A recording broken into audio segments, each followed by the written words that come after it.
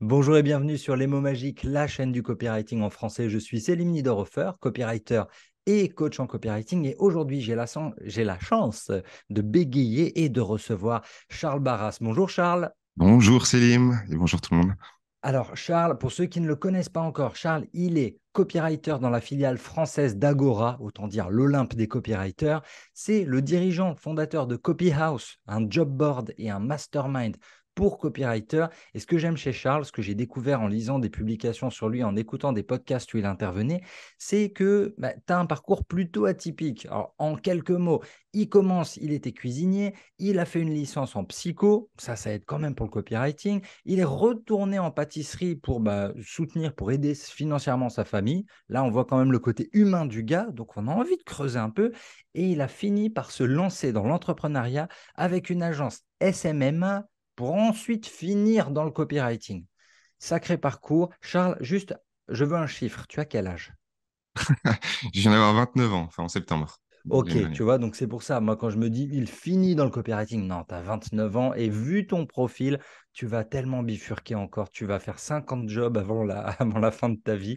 Première question, moi, je veux savoir comment tu es tombé dans la marmite. Vu tout ce parcours, comment on passe de pâtissier à Mm, cuisinier, licence de mm. psycho et comment on débarque dans le copywriting? Ouais, c'est compliqué. En fait, ma première idée quand je me suis lancé en cuisine, c'était que j'avais un grand rêve, c'est que je voulais un peu faire un bon restaurant, mais un restaurant mobile. J'imaginais ça même limite dans un bateau ou limite avec un camion ou peu importe, pour justement aller offrir des repas en Afrique ou peu importe, pour qu'ils mangent vraiment des choses bonnes. Et j'avais ça comme rêve. Bon, après, je suis tombé dans la réalité, c'est-à-dire dans le travail de cuisinier, dans le travail de pâtissier, etc. Enfin, tout ce milieu-là. N'étant pas en plus dans une famille très aisée, ce rêve-là, il était très, très, très, très, très, très loin. J'ai fini par arrêter. Je me suis toujours intéressé à la psychologie. Je suis parti en licence de psycho. En plus, on m'a toujours conseillé de faire des études.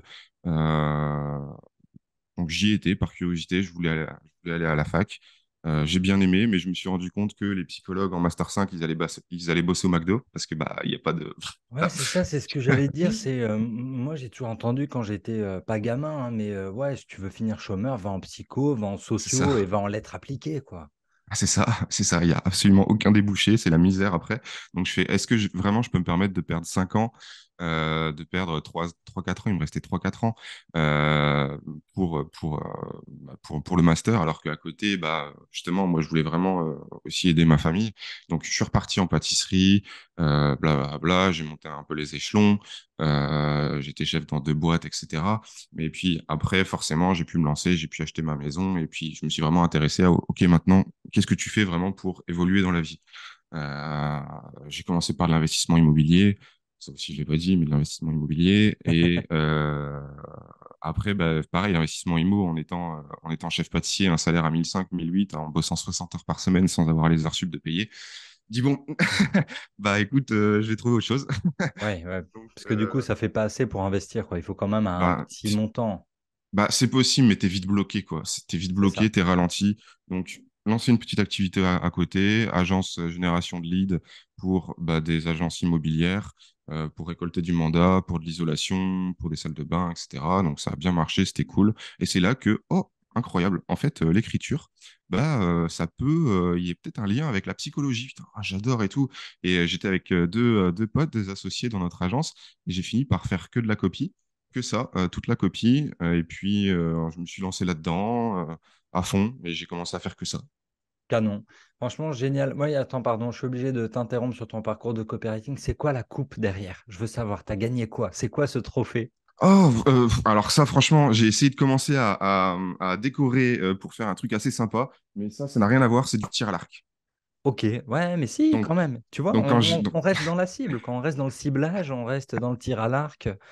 Ok, c'était quand j'étais plus jeune, je faisais beaucoup de tir à l'arc avec mon papa, du coup, qui est décédé il y a pas longtemps, et on faisait beaucoup de tir à l'arc ensemble, et j'ai des arcs à côté. en Ah souvenir. non, nice, nice. Mais tu vois, ça, c'est un truc qui m'intéresse beaucoup et que je ne creuse pas assez dans les interviews. Le Mm, côté mental, le côté sportif. Parce que, mm, il y a une coupe, il y a des trophées qui sont gagnés. Et le tir à l'arc, c'est un truc de bourrin en termes de concentration. Il faut vraiment mm. être ultra, ultra concentré. Et C'est c'est ça. quelque chose, mine de rien, que tu retrouves aussi dans la copie. Donc, tu vois, le lien, il est pas loin. Comme quelqu'un qui connaîtrait pas la copie, l'univers Mm, du copywriting, ce serait quoi ta définition à toi? Si tu mm. dois expliquer ça à un gamin ou à ma grand-mère ou à quelqu'un qui Ouais. veut peut-être se reconvertir, tu lui dis quoi? C'est quoi le copywriting? Alors, juste en 4 5 mots, moi j'aime bien dire, c'est vendre des idées qui font agir.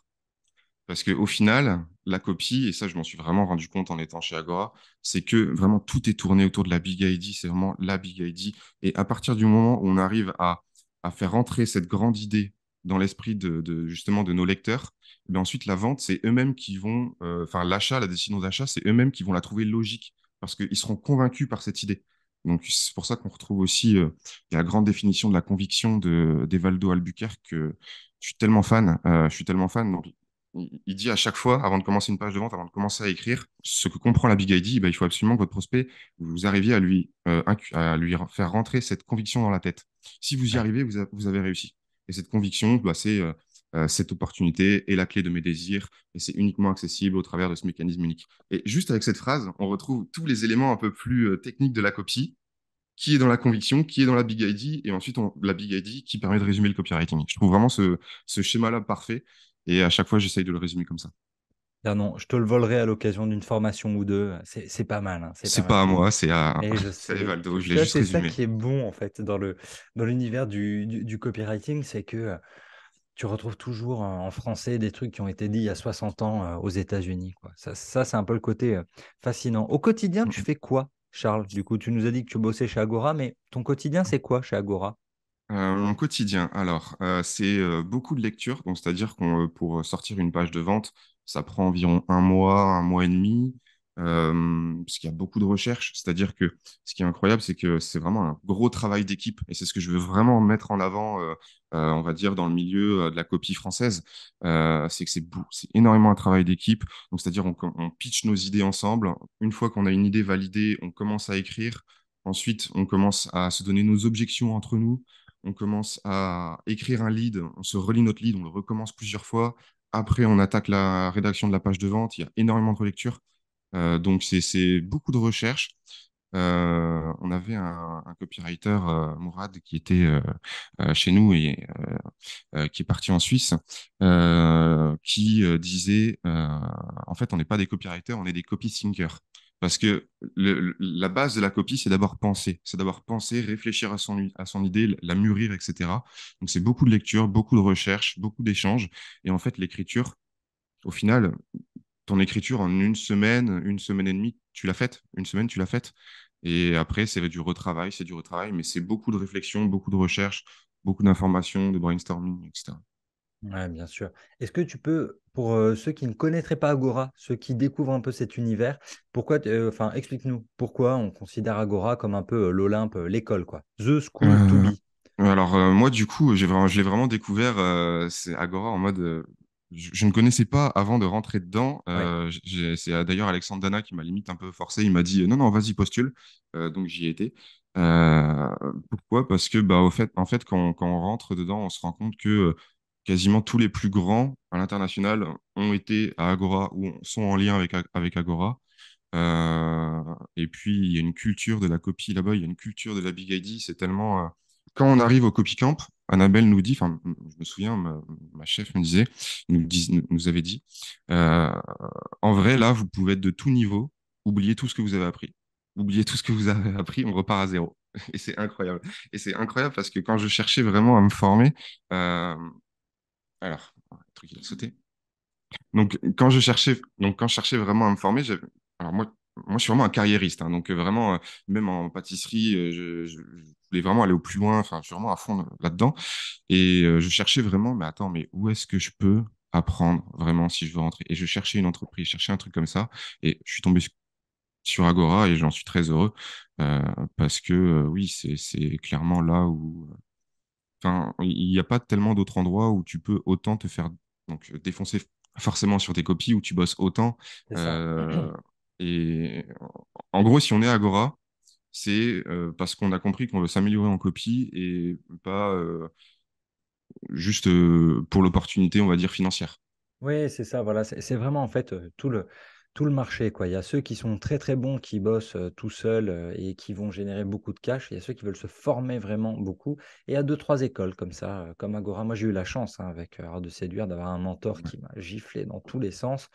Et du coup, tu apprends. Tu apprends vraiment, vraiment, vraiment beaucoup. Donc, ouais, Agora, très, très, très, très bonne école là-bas. Et alors, donc toi, ce que tu fais au quotidien, beaucoup de lectures, beaucoup de recherches, et c'est ce que tu dis, c'est qu'une fois qu'on a fait toute cette recherche, l'écriture, finalement, elle va assez vite. Tu as bossé, tu as cherché, tu t'es formé. Et là, un peu ma première question piège, ton premier flop, ton plus gros flop, ça a été quoi? Genre, tu t'es dit, ouais, je suis trop balèze, ma copie, elle va déchirer, et puis plouf. Alors, c'était. En plus, on avait fait un gros tournage, etc. C'était pour un bundle, euh, pour un gros bundle avec ticket. Tout le monde y croyait. Franchement, le tournage, le setup, franchement, on était bien. Et puis, au final, allez, là où on s'attend à faire voilà, un million facile, euh, on a peut-être fait trois fois moins, quoi. Ouais. Donc, enfin, un million facile, je dis un million facile, non, c'est si ça performe bien, c'est un million facile. Ok. On a, Sur on le a- lancement, hein, on parle bien du lancement. Ouais, c'est ça. Donc, au final, on a fait trois fois moins. Et en fait, du coup, j'ai analysé, j'ai cherché, etc. Et je pense qu'il y a une raison, c'est qu'en fait, je me suis trop focus sur le rationnel, à dire, OK, c'est un bundle. Donc, l'idée, en fait, c'est juste le fait que c'est un bundle et on va juste montrer que bah, c'est forcément rentable parce qu'on va offrir plein de trucs en plus. C'est un bundle, on fait un gros building value, etc. Mais au final, oui, ça vend. Oui, ça a vendu. C'est sable, mais nul. Euh, et on a juste oublié de se dire, attends, mais c'est quoi la nouvelle opportunité là-dedans? C'est quoi le nouveau truc, la nouvelle Big C'est ID, ça. le nouveau truc? Et en fait, on n'a pas utilisé de réel nouveau momentum à part de se dire, bah, c'est la dernière fois qu'on fait ce prix-là pour ce bundle, etc. Dernière chance, nanana. On a fait un truc ultra rationnel de A à Z.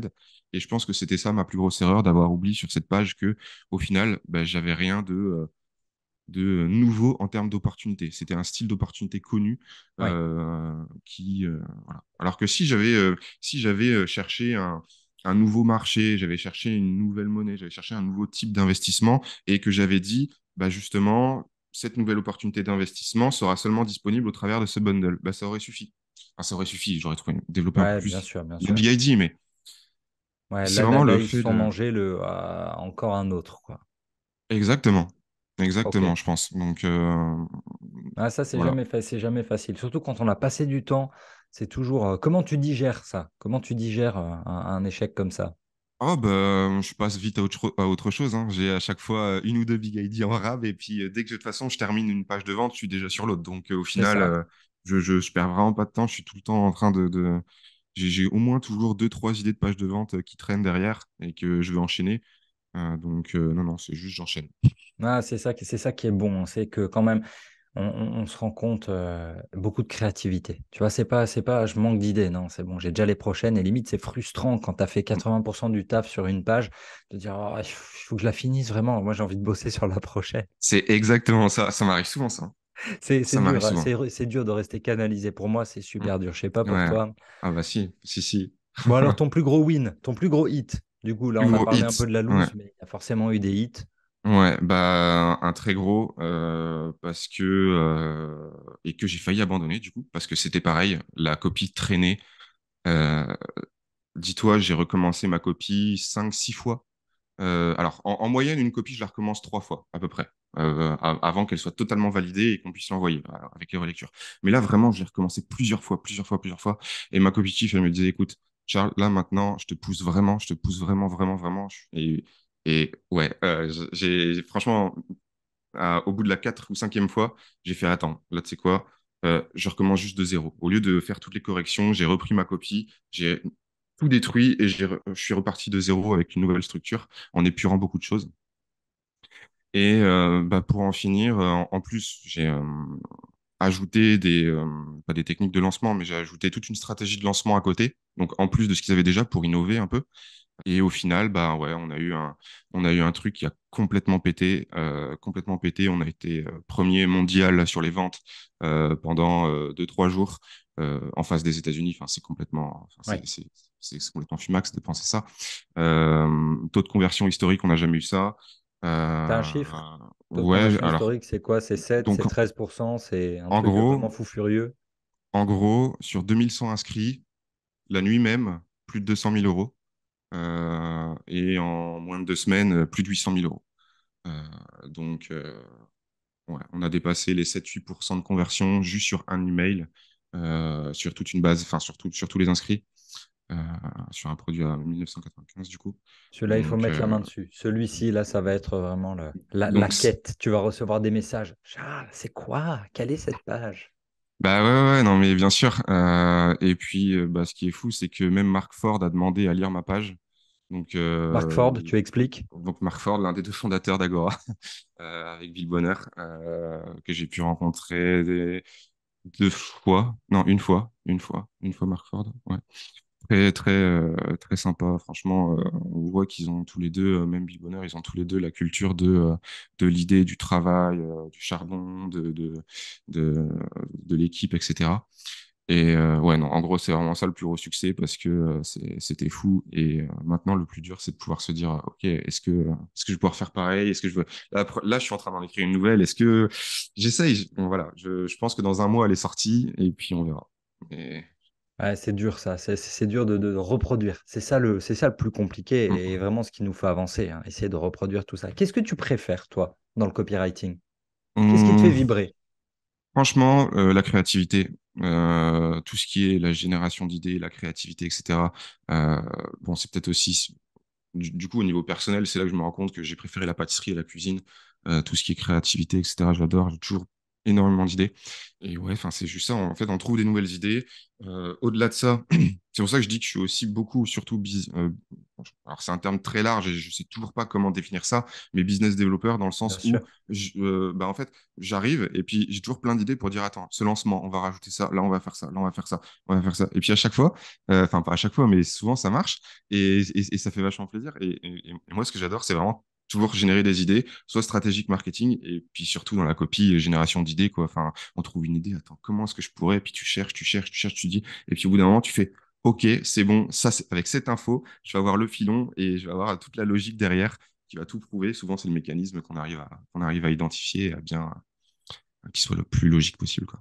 Tu réussis à créer des mots, tu réussis à créer des pages, tu réussis à créer des concepts pour tes lancements. Mais si tu avais pu inventer quelque chose, un concept, un business, qu'est-ce que tu aurais aimé inventer? Alors c'est bien parce que j'ai pris des notes, mais au final, je les lis pas du tout parce que je sais ce que je vais dire. Euh, Ça, c'est un truc. Alors c'est très futuriste, c'est très ouais, très futuriste. Il y a peut-être même des gens qui vont dire ouais non, je suis pas d'accord avec ça. Mais on le voit déjà dans les films.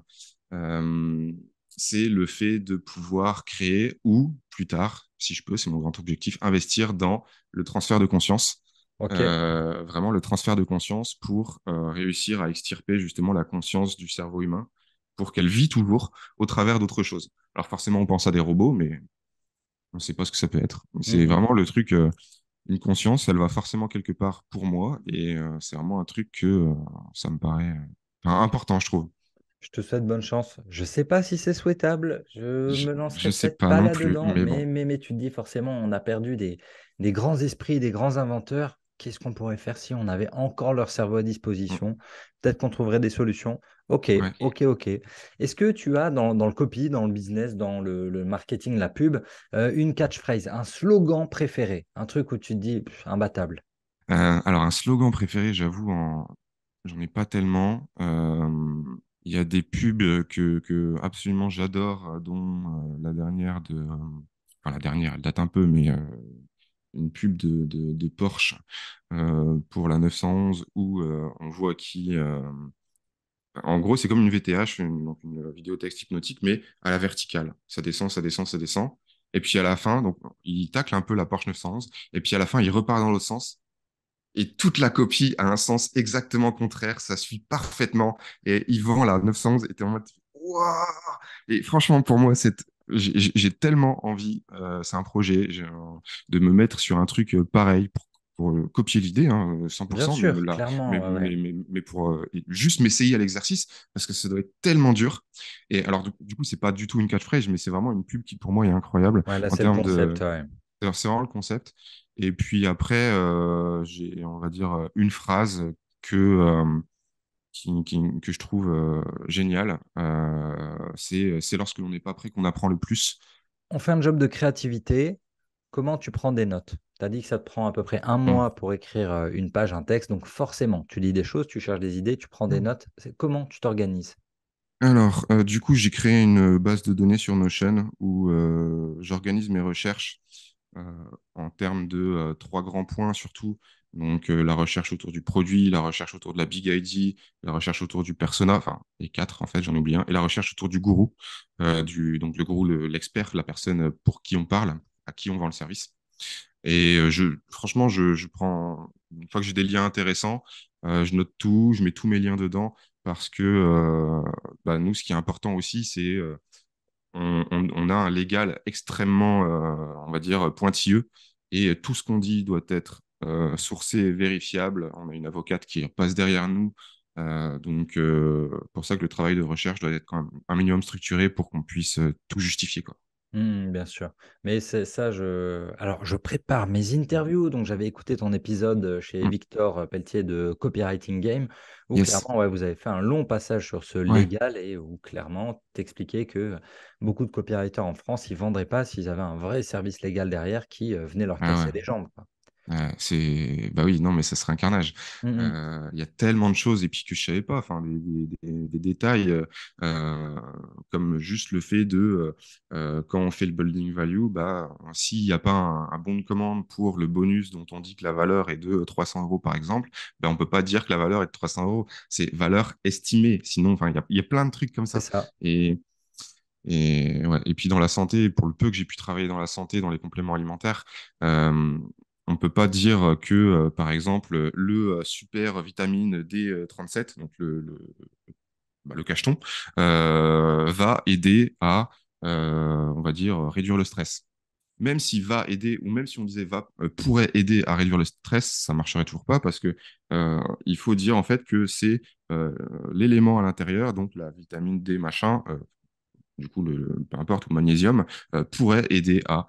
Donc, c'est beaucoup de conditionnels, c'est C'est ça. toujours toujours. Et puis, pareil, dans le financier, ajouter beaucoup de scepticisme, ajouter beaucoup de. Je vous rappelle que tout investissement, voilà, vous investissez seulement ce que vous êtes prêt à perdre.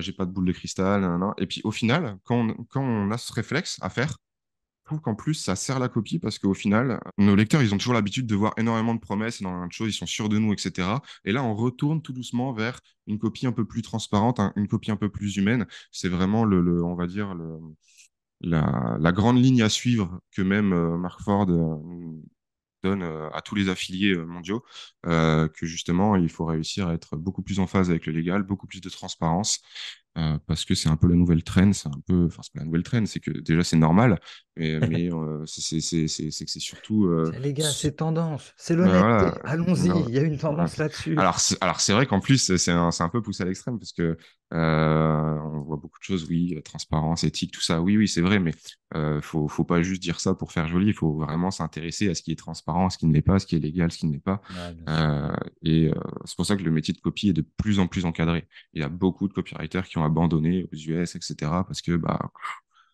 on peut plus vendre comme avant, quoi. J'imagine. J'imagine bien. Je passe du coq à l'âne complètement. Un titre Vas-y, qui a je super sais bien même pas. marché. Un truc que tu as Un écrit, titre. un mail, un titre, titre, soit de page de vente, mais plutôt titre de mail, où tu t'es dit, OK, là, ça va tout casser et ça a bien marché. J'ai envie de te dire que bah, ça serait justement le titre, la page de vente que j'ai faite, du coup qui a bien marché, parce que bah, au moins je peux affirmer que ça a bien marché, parce que dans les mails, oui, il y a certains objets qui fonctionnent un peu mieux, mais souvent c'est plus du hook qu'autre chose, donc on a un plus gros taux d'ouverture, mais derrière le taux de clic, c'est un peu moins ça. Donc les objets d'email, c'est bien, on peut être content qu'on a un gros taux d'ouverture, mais au final, ce qu'on veut, c'est vraiment la corrélation entre le pourcentage de taux de clic par rapport au taux d'ouverture. Donc, je vais juste reprendre le headline de la page que j'ai écrite, qui a, donc, du coup, qui a été un gros hit. Je l'ai pas inventé moi-même, c'est-à-dire que bah, forcément, je me suis inspiré d'une ancienne page d'il y a très longtemps, on va dire qui était un peu la Big ID, était un petit peu semblable. Et c'était du coup Atlas, l'entreprise qui pourrait bien devenir le nouveau moteur du monde, en envoyant des boîtes au travers du monde, etc., donc en sub-headline, etc. Ouais. Mais vraiment, le côté très... il y a une entreprise qui est en train d'envoyer quelque chose dans le monde, vous le savez pas, mais ça va résoudre tout ce qui est transition énergétique, ça va plein de choses. Et juste ces boîtes, créer cette curiosité autour de ces boîtes qui sont en train d'être envoyées, ça a été bah, toute l'idée du truc. Ouais, mais je connais ce grand principe. C'est le principe de la dernière scène de Seven. What's in the box? C'est ça. À la fin, Brad Pitt, il veut savoir. Nous, on veut savoir les box aussi. J'aurais cliqué, je veux savoir ce qu'il y a dans ces boîtes, bien évidemment. Un bouquin de productivité. Un bouquin de Ah, productivité que tu recommandes ou une astuce de productivité qui a ouais. changé ton quotidien. Ça va être plus une astuce parce que franchement, j'en ai essayé beaucoup de la productivité parce que je suis quand même assez chaotique. J'arrive pas, les T'es pas Miracle chaotique, Morning, t'es etc. créatif. Ah ouais, T'es voilà. créatif. Ouais, Ça voilà, passe mieux. voilà, je suis créatif, on va dire ça. Donc, des livres, malheureusement, je peux pas trop en recommander parce qu'il y en a aucun qui a vraiment marché sur moi. Par contre, la vraie astuce qui a vraiment marché pour moi, c'est de m'imposer des deadlines, mais vraiment des grosses deadlines, quitte à me mettre vraiment dans la mouise. Donc, c'est-à-dire que là, par exemple, je vais écrire quelque chose en urgence. On m'a dit, est-ce que Charles, t'es chaud d'écrire ça, enfin, ça pour refaire un lancement sur ta grosse, de refaire un truc, quand tu es capable de le sortir. Moi, j'ai dit, bah, pour mercredi soir, je vous rends tout. Alors que je sais que, mais Richard, mais t'es un malade. Genre, pour mercredi soir, allô? Ça veut dire que tu vas rebosser le week-end. Ça veut dire que tu vas. Voilà. Et au final, ça marche parce que bah, je m'impose des deadlines. Et moi, je suis content. Ça me permet de bosser. Parce que je sais très bien que si je dis, bah, écoute, lundi prochain, eh ben, ça veut dire que je ne vais. Alors, je vais y toucher, mais très peu. Je vais tranquillement, tout doucement, tout doucement, tout doucement. Et puis au final, les 4 derniers jours, je vais bosser comme un malade parce que je ne sais bosser que comme ça. Ouais, c'est ça. Non, mais c'est vraiment, c'est pas étonnant, c'est très lié au créatif. C'est vraiment la Mm, loi de Parkinson, hein, loi des gaz. C'est mm. plus tu te donnes un délai, plus tu vas le prendre. Et c'est pour ça Ah, qu'on c'est se met des ça. grosses contraintes. C'est Mark Manson qui en parlait très très Mm, bien. Il discutait avec Will Smith, tu vois, dans le bouquin qu'ils ont écrit tous les deux. Et en fait, en français, on dit comment? On dit avoir les yeux plus gros que le ventre. C'est ça qui est important. Si tu veux en faire plus que les autres, vas-y, mets-toi des deadlines de fou. mm, Et c'est comme ça, tu arrives à en faire plus. Mais effectivement, il y a toujours cette notion de temps. Moi, un bouquin qui m'avait marqué, c'était pas Brian Tracy, je crois, où il parlait du fameux équilibre. Non, c'était Stephen Covey, les 7 habitudes et le fameux équilibre PCP, production, capacité de production. Là, tu te mets dans le rouge pendant 5 jours jusqu'à mercredi soir pour écrire ton truc. mm. Ouais, ça va, t'es encore jeune, 29 ans, tu vois. Mais plus le temps passe, plus ça commence à devenir compliqué, plus Ah, tu ben, auras des obligations familiales, des trucs comme ça. ça. Et fais-le tant que tu peux le faire, mais Mm, évidemment. Donc, ouais, ouais, je suis mm, complètement raccord avec toi sur cette méthode mm. de fonctionnement. Bon, parfois, on va à l'accident, hein. Ça, c'est. Oui, Tu commences c'est par déjà quoi, arrivé. toi, le matin? Alors, le matin. Donc, en général, bon, du coup, Miracle Morning, tout ça, 5 heures, j'y arrive pas, mais en général, 7 heures, je suis debout. Oui, En plus, du coup, alors moi, du coup, je suis vraiment à l'opposé du digital nomade, tout ça, bah, parce que déjà, de toute façon, je dois aller sur Paris, j'habite bien dans le sûr. Nord, etc. J'ai ma famille, j'ai une maison, je viens d'avoir un chien, j'ai ma copine depuis 10 ans. Donc vraiment à l'opposé, très fixe. Donc c'est-à-dire que bah, le matin, donc bah ouais, 7 heures, j'arrive et puis bah c'est café, c'est je vois le chien, je vais sortir le chien et puis je commence surtout tout ce qui est programmé, contenu, etc. Donc parce que j'essaye toujours quand même de garder, enfin j'essaye depuis seulement un an, je me suis mis sur les réseaux, mais parce que avant je n'aimais pas ça. Là, je commence tout doucement à me forcer. Euh, tout ce qui est création de contenu, écriture, etc. J'envoie les messages qu'il faut à la personne à qui je délègue Copyhouse, parce que Oui, je peux pas. En gros, Copyhouse, je le délègue à 80%. ok, Je fais vraiment 20%, même en bénéfice, c'est-à-dire que je donne 80% des bénéfices de Copyhouse à la personne et puis maintenant aussi à ma copine qui a arrêté son boulot, qui m'a rejoint euh, pour eux deux, pour que vraiment ils m'aident à développer Copyhouse à côté bien sûr. et que j'ai le moins de choses à penser là-dessus, que je fasse juste vraiment les choses essentielles que seul moi puisse faire. Donc là-dessus, vraiment création de contenu. Et puis après, bah, de toute façon, ma journée commence à partir de 9 heures avec Agora. Donc après, c'est réunion, c'est écriture, réunion, écriture. Euh, j'ai pas vraiment d'heure d'arrêt. Hier, j'ai terminé à 1 heure du matin pour écrire justement des trucs parce que je suis dans le rush, Ouais. recherche, etc. Donc j'ai pas vraiment d'arrêt. Quand j'arrive à terminer plus tôt, forcément, bah, derrière, je profite un peu de ma journée. Je tourne avec le chien, je vais voir la famille, les parents, etc. C'est pas tous les jours, de toute façon, que je termine à minuit, 1 heure, hein. Vraiment, peut-être 1, 2 fois par semaine, mais pas Ouais. plus. Pas déconner. Euh, donc, non, c'est ça. Après, je fais ma journée de boulot à Agora. Et puis après, bah, si j'ai du temps, j'essaye de toucher un peu à mon piano, doucement, doucement, ma guitare, doucement, mon Dieu, doucement, et que j'arrive à trouver du temps. Le Ouais. chien, ma copine, la famille, et puis Copy House, ce qui restait à gérer, ce qui reste à prévoir. Canon. Bonne journée bien remplie. Est-ce que, alors là, j'ai envie de te parler de livres un peu. Moi, j'aime beaucoup lire. Je vois que tu as des livres aussi derrière toi. Ouais. Le bouquin qui t'a laissé de marbre. Vraiment le truc useless. Ah bah Miracle Morning, du coup, tout le monde me l'a vendu, du coup j'ai essayé, je me suis dit non, non, bah productivité, ok, c'est pas pour moi, ça marche pas. Ouais. Ouais, ouais. Vraiment, même la règle des 5 secondes, si je me trompe pas, c'est pareil, ça n'a pas marché sur moi. Donc, bon, je sais que c'est pas ce type de livre que je dois lire. Ouais. Non, mais c'est ça. Bah, alors, du coup, les trois bouquins de copie qui t'ont transformé. Ceux qui, pour le coup, t'ont vraiment marqué et servi. Alors, numéro un, comment se faire des amis. Clairement, Bien sûr. ce livre, tout le monde en parle, mais en même temps, à chaque fois que je le relis, à chaque fois que je le refeuille, au niveau de ce que j'ai noté, de ce que j'ai surligné, enfin, tout est tellement vrai, et puis ça sert tellement dans la vie de tous les jours. Ce livre, pour moi, il devrait être donné à, je veux dire, Ah, mais oui, non, mais vraiment, dès le CP, dès aux la enfants. sixième, hein, Exactement, évidemment, merci. évidemment. Exactement. Moi, j'ai dit à ma copine, on a un enfant, le premier livre qu'il ou elle lit, j'aimerais bien que ce soit une fille aussi, c'est Comment se faire des amis. Alors, vraiment, genre, Ouais, mais c'est, c'est c'est... tellement important. Tu sais, tous les gars, toutes les copines avec qui je discute qui ont des enfants, la crainte numéro un, c'est j'espère qu'il sera bien intégré. Tu vois, Mm, j'espère qu'il aura des copains. Et c'est clair, c'est hyper important. Ok, donc Dale Carnegie, comment se faire des amis. Ok, c'est deuxième. ça. Ensuite, Made to Stick, Ok. donc les idées qui collent. Pareil, là, tout ce qui est concept de l'idée unique, du concept unique, euh, il est vraiment incroyable, juste à lire parce que pour moi, c'est la base même de la copie.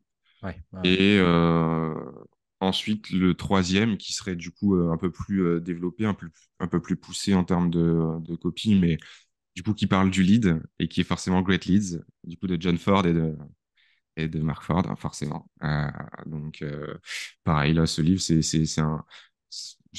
presque une religion. Enfin, c'est presque un guide, quoi. Enfin, donc, on ne sait pas trop quoi écrire, on comprend pas trop. Nan, nan, nan, on retourne dans le livre, on va voir dans ses notes.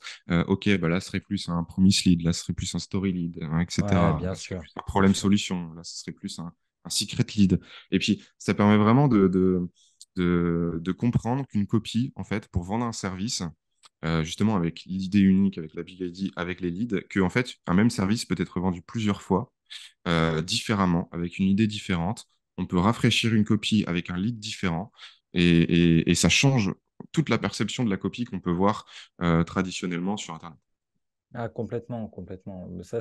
Ça m'arrivait récemment de réécrire uniquement le lead, tu vois, Hmm. sur une page de vente, sur un produit le produit était correct, mais pas assez de monde ne l'avait vu. Pourquoi? Hmm. Parce que je pense que le lead était trop faible, le premier. Donc, non, non. Hmm. Great Leads, c'est les 6, hein. Ouais, il y en a six Hmm. dans le bouquin, et C'est ça. vraiment, vraiment très, très, très, très bon. Ok, ok.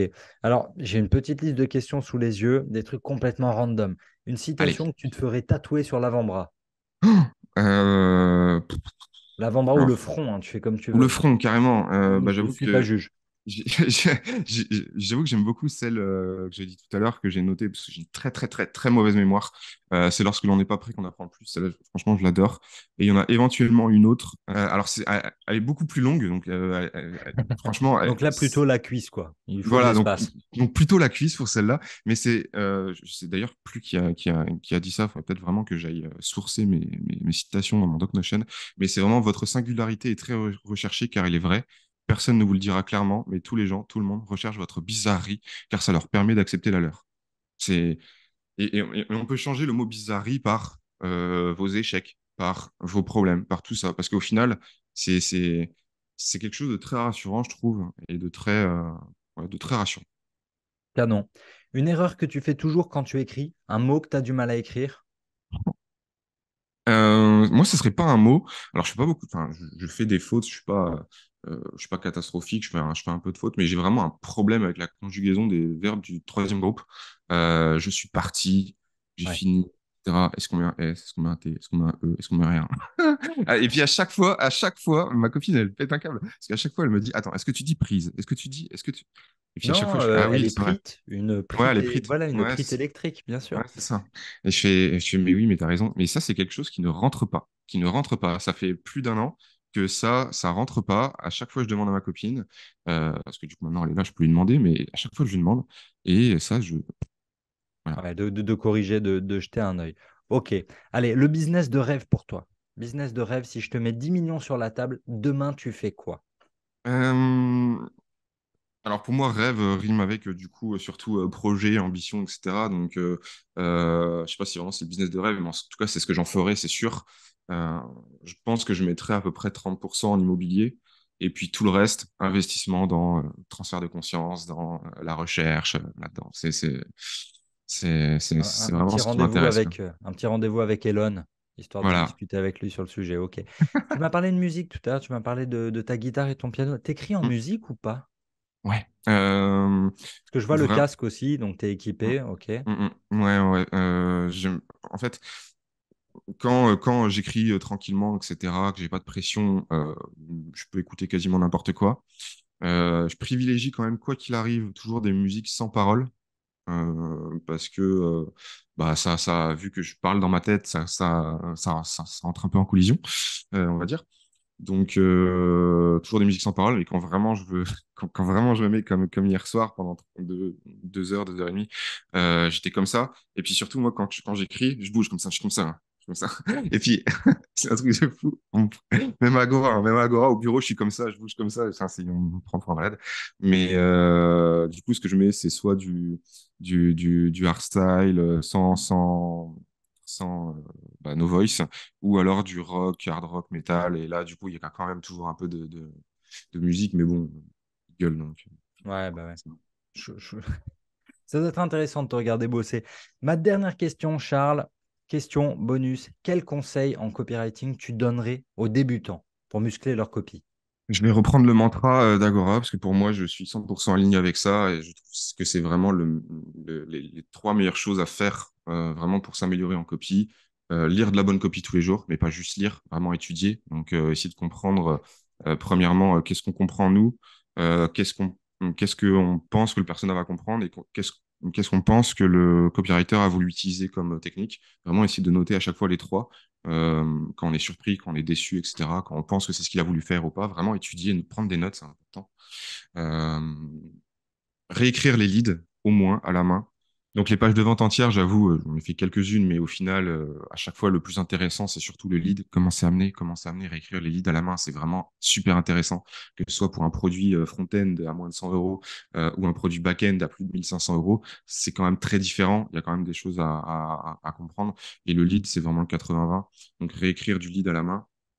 Et troisièmement, se faire relire un maximum. Il n'y a pas Ouais, bien de. sûr. Au bout d'un moment, t'as beau écrire, toi, tu penses que c'est bien. Plusieurs fois, je me dis, OK, ouais, ça a l'air pas mal et tout, j'envoie. Et puis, au final, on a des corrections. Alors, on comprend peut-être pas tout de suite les corrections, mais il faut prendre un peu de recul parce qu'en fait, bah, on a la malédiction du savoir. Pour nous, c'est logique, mais en fait, ça l'est pas forcément pour les autres. Il faut prendre un peu de recul. Et souvent, 24 heures après, eh ben, on arrive à comprendre justement. Et quand on fait moi, je le fais plusieurs fois, hein. J'ai ma V1 de ma première copie, je mets ma V5 à côté, je fais mort, mort. C'est Et ça, ça pique, hein. Non, non, c'est le jour et la nuit entre les deux. donc vraiment se faire relire. C'est pas. Bah, canon. Franchement, canon. Merci beaucoup, Charles, pour tous ces conseils. Merci beaucoup d'avoir été avec nous. Pour retrouver Charles, vous le retrouvez sur Copy House, vous le trouvez sur LinkedIn aussi, Charles Barras, ok, Ouais. son nom s'inscrit juste ici, il répond à toutes vos questions dans les commentaires. Merci Charles d'avoir été avec nous, merci à tous d'avoir suivi cette vidéo, j'espère qu'elle vous sera utile. Si ça vous a plu, vous laissez un pouce en l'air, vous tapez vos questions, vous nous les envoyez, Charles répond à tout bien Mhm. évidemment.